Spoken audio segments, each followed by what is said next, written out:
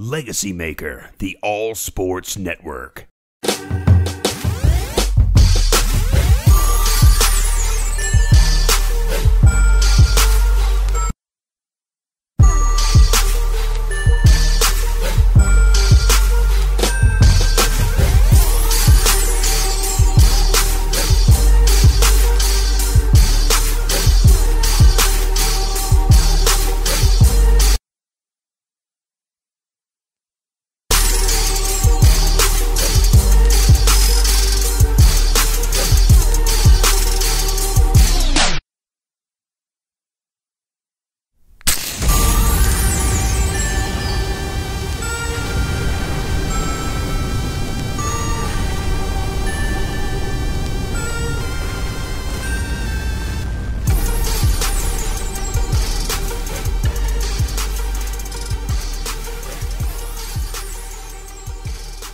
Hello everyone, welcome to the LegacyMaker Sports Network. We are here live in Richmond, Virginia for Washington Redskins training camp. Alongside me is Jay Quimby. Jay, how are you feeling today? I'm doing great, man. Excited. Football season's underway.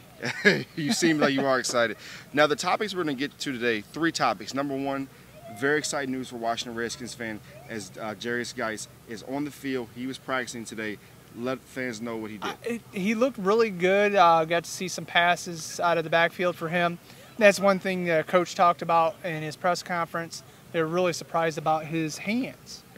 Not a lot was showcased when he was at LSU, and this is kind of like his rookie year, anyways, because he got hurt in the preseason.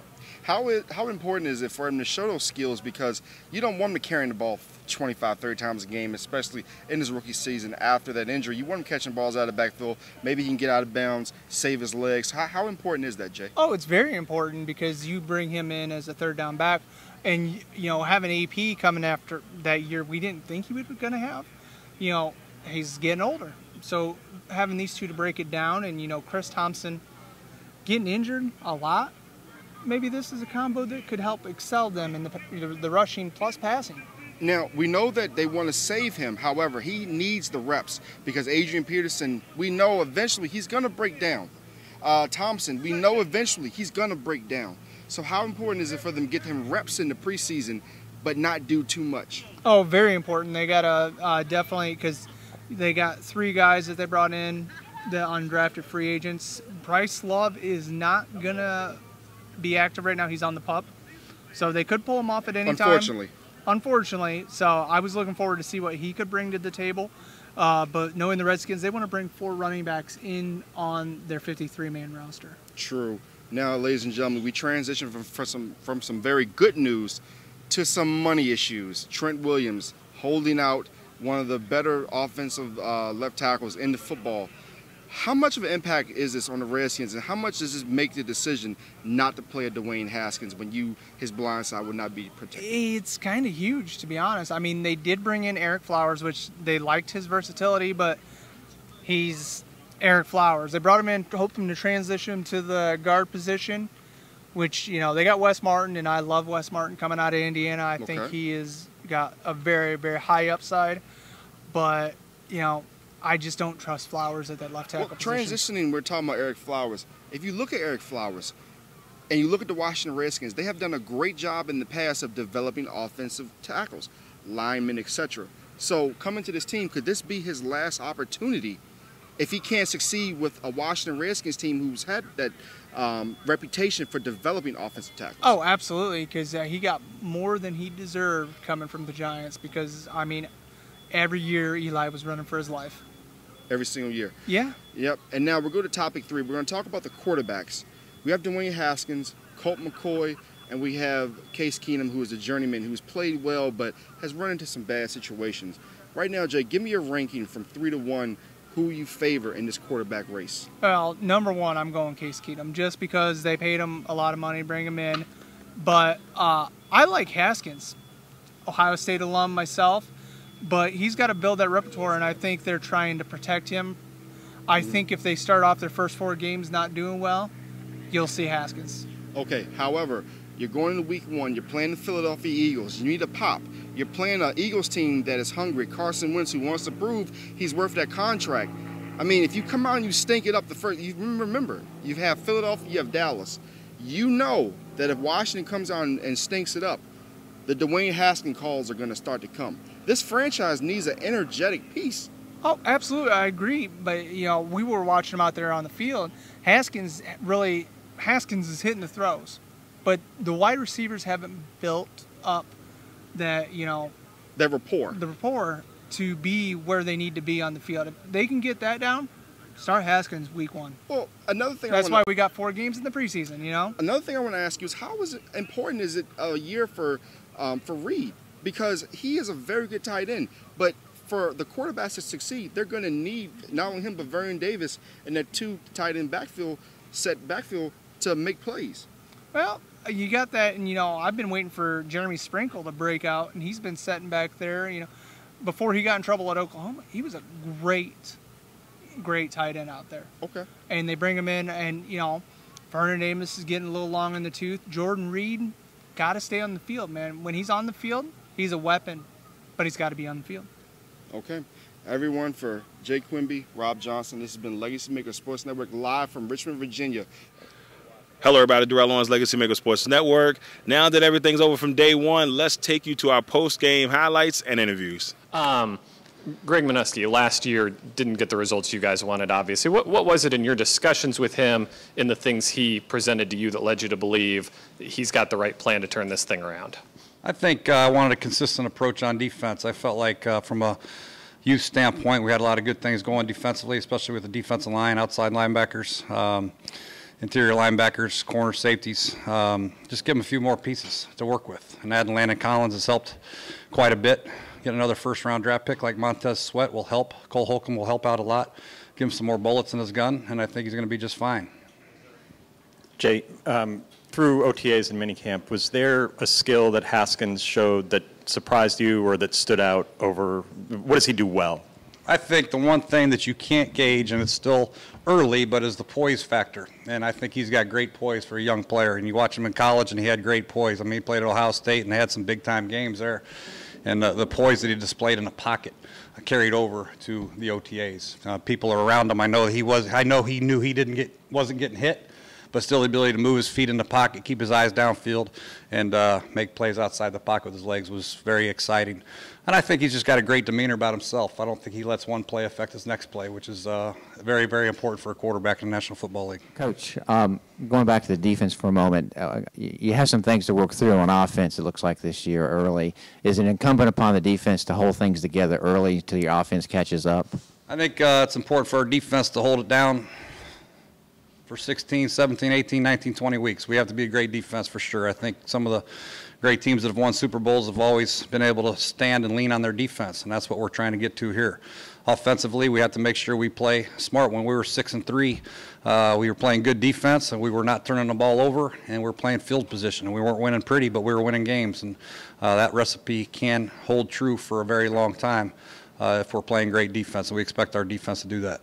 Usually being an undrafted rookie and then being injured and missing an entire season kind of spells doom for a guy. Why is Cam Sims the exception to that? Well, we had high hopes for him coming out of training camp. He's big, strong, physical, plays with great motor, passion, and unfortunately had an injury after one play, I think, in the game. So getting him healthy, watching him work to get himself ready for this time, this opportunity again, I think he's going to take advantage of it. So he's got a skill set that coaches look for: height, weight, speed, toughness. He's got them all. So we'll see how he does. He's got great competition in that room. Guys like Derrius have no limitations. Will there still be kind of maintenance programs for them in place? The guys coming off injury, Derrius, Jordan, maybe a guy like Robert Davis specifically? Yeah, there's a fine line between babying them and maintenance, and I think we have to keep our eye on the difference, and I think we got to get him going. He needs the work. I mean, he only got, training camp, the off-season program, and about 2 weeks of preseason games last year, so he needs the work. He needs the looks. He needs to see the runs, his footwork, his fundamentals, his pass protections, all that. But we do have to keep an eye on him, and he's got to be honest with us and how he's feeling. So I think it works hand in hand. The player has to keep in close contact with the trainer and the coaches, and we have to keep close contact with them. Jay, how hard will it be when you have 3 quarterbacks trying to decide who's coming out there? Will it be for you to decide to give the right number of reps to make that decision? Yeah, I think we just have to play it out. I think we just have to be aware of making sure people get challenged and critical situations as well as first, second down, throwing a bootleg. Got to make sure we push the pocket a little bit and get them some drops and some throws against some pass rush and some different looks. So it'll be a good challenge for us. I think obviously that's the #1 challenge that we have as a staff going into this season, is to make sure we get those guys the reps and give them an ample opportunity to succeed and show that they're the starter. For a lot of coming out here the first day? It's very special because it means more. Like in the off season, you know, you're working out kinks, guys are getting healthy and so on and so forth. We have a pretty healthy group of guys going into this camp, and we're just trying to get prepared for that opening. Always pressure to win. Does it feel more so this year, just based on kind of the past couple seasons and with you know, what the people are saying about what Jay not being back possibly? Yeah, I wouldn't say that it's pressure. I think that it's just more a sense of urgency for guys. I mean, everybody's planning for their families and their careers, and they're planning for this organization. And I think the coaches are doing the same thing. They're coaching for their families and their careers. So they're going to give us their all, and we're going to give us our all, and we're going to try to make the most of it this season. Any pass catchers in particular that stood out to you today? Jay Reed had a one-hand catch across the field like that. I was gonna say he's healthy now, and what's it like having a guy like that in addition to the wide receiver core? Man, he's so dynamic. Man, he helps in the run game. He's really multiple as far as his route running capability, and he can catch everything. So I'm happy to have him out there. It's gonna open up the offense more. And I already got my feet wet now. Now it's go time. Hit the ground running. There's no learning curve. There's no learning nothing. It's just hitting the ground running. You mentioned about the reps in this running back competition. How competitive has it been during OTAs in the offseason, trying to get as many reps as possible? I mean, it's been competitive, but it's a good competitiveness, and no one's getting mad, no one's getting frustrated. We're all here to work, we're all here to get better, and we're all here to push each other. And I feel like we do a great job at that. It's a lot of us, but we push each other and we encourage each other because we all want everybody to do good. But when it's our time to go, we go. Have you seen it all? I have. I've seen it all. It wouldn't surprise me. Is that tough at all? Not knowing who's going to be the main guy throwing the ball to you? No, not in this case because, like I said, we have 3 very unique guys who can get it done. We're more than capable. Good skill sets out of all of them, and it's all about just trying to figure out who that guy's going to be. Vernon, you understand the business side of the NFL. Trent not being here, what is the impact of that? Trent's not. Yeah, we wish we had Trent. But when you're playing ball, you have to continue to keep moving. If one guy is not here, you have to find someone that can replace him. It's going to be hard to find somebody that can replace Trent. We all know how good he is. But like I said before, we just have to keep on moving and put it all together. Expectations this year, obviously. I mean, is there any? There's pressure to win every year. Maybe more so this year for you guys, just based on how the past couple seasons have gone. Is there more pressure coming into camp this year for you guys to succeed? Yeah, I don't really feel the pressure. I mean, a lot of people talk about the pressure. Is always going to be pressure no matter what. But we can't think about that. We just have to come out and compete, continue to keep getting better, and do the best we possibly can to handle our assignments so that we can win games. What's it like having Jordan Reed back here with the tight end group, and what did you see from him today? I saw the same Jordan Reed I've been seeing since I've been here. Very explosive, quick, skilled, winning every rep pretty much. So to have him back is a big plus for us because with him out here, he definitely makes the team a lot better. Just given this year, is there more pressure to succeed just based on how the past couple years have gone and kind of the predictions of what might happen if you guys don't make the playoffs? Not really. I mean, no one puts more pressure on us than ourselves, so we don't really have expectations. We have standards that we live up to. If we do that, we'll be fine regardless. With all of the emphasis that the team has put in defense the past couple of years, do you all feel that, maybe not the pressure, but the fact that this is a defensive-minded team and the success of this team is going to have to go through the defense? I want to say that. You look at our offense, we have a very talented offense. Like what I always tell people, the difference between winning and losing is so fine in the NFL that we could have easily ended up 13-3 or 3-13 based on literally like less than 5 plays in each game. So I mean, we're focused on doing our job and doing it at a high level, whether it's a defensive team or that doesn't really mean nothing to us. John, Trent Williams not being here, obviously you guys going up, how does that impact you guys trying to get some good quality snaps and when that O-line is kind of shifting once again? I mean, it doesn't really impact me. I don't really work with him day in and day out. I mean, obviously I'll want him here, but it's above my pay grade, so I really don't know what's going on. But for the most part, I mean, I'm focused on what I got to do. I always feel like it's not about who I'm lining up against. The person I'm lining up against is nameless in my opinion. I'm focused on what I got to do to get better, and that's really just how I approach it day in and day out. Ready for camp. Were you fully in the active there? I was ready. You know, I just let people talk and let people do what they do. You know, little tweaks, you know, whatever it might be. You know, I'm out here today. I was ready. I was a full participant day one. That's all that matters. Full participant and 100% game ready. Two different things. Where are you in between? We have a month into game day, so we'll have to wait and see. Where are you think, right now in that? I don't really do guesses. I feel how I feel day to day. You felt good out there running. What's the atmosphere like for you? Because this is kind of like where you got a little bit of shine on last year, and now you're kind of like back on the scene. What's it like being back for you? I'm just ready to get the game day. You know, I done went through this already last year. You know, got to do it. You know, leads up to game day, but I'm just ready for actual game days now. You know, Adrian Peterson came back and had 2,000 yards after a torn ACL. What can you learn from him as you try to come back from this? Everybody's bodies is different, so the same stuff he did may not be the same stuff that works for me. All I gotta say is, you know, he came back the next season. He was ready. You know, it's the next season for me. I'm ready, so we just have to see what happens. What kind of conversations do you guys have on him just maybe trying to help you adjust to the NFL from a future potential Hall of Famer? Well, most of the things we talk about in the room is like after we do practices and stuff, you know, I ask him what did he see on every play, what made him do that cut, you know, what made him go through that certain hole, and then the stuff he tells me would be like, I think you should do extra X, Y, and Z to help your knee out and stuff just because he went through it as well. So he does give me tips on what he did to help recover him. He also give me those same tips. But like I said, everything that worked for him might not work for me. Do you guys share the same flavor in Dude, I'm about to tear it up. Got a whole bag waiting so y'all can see that. Yeah, on my side the whole year. Derrius, on that first big run that you had, the one where you got that little juke on Landon, how did that feel going through there, getting a little action? There's some big applause on the sideline for you up there. You know, big Louisiana guy like me, so, you know, we had a talk the other day actually on a bus, and he was just telling us how, you know, if we try to, you know, go low on him, he gonna cut us and this and that. And I said, bro, it's practice. You know, I'm not going to go low on you, but I'm going to make you look funny. So I had to. Shout out to Landon Collins. Yeah, you know I had to do it too. Yo, I had to do it to him. The main thing I want to point out about Dwayne, he's very mature. You know, for a quarterback getting in here and getting it down early, he's very mature. He's very consistent. He's in the playbook hard. He knows what's going on. It's good to see guys like Case and Colt McCoy and all those guys come in and know exactly what to do, then see Dwayne come right in behind him and know exactly what to do. So, you know, like I said, for a rookie to come and do that, like that's big. We need that. So that's big. Catching ability coming out of the backfield, and that's something that he really. He said that. He said they were pleasantly surprised by that. So, is that something that they've talked to you about, or is that something you've gone to them and said, "Hey, look, guys, I'm here. I can do it. Just give me a few balls in the flat, and I'm gone." You know, it's funny. We don't really talk about it. You know, whenever a third down situation comes and Coach Jordan put me in on it, then, you know, he put me in, and the coaches see if I can, you know, find a blitz, pick it up, or they see if I can catch it. You know, we don't really talk about it like, hey, we're going to get you more reps on passes and stuff. Like, it just happens when they put you in.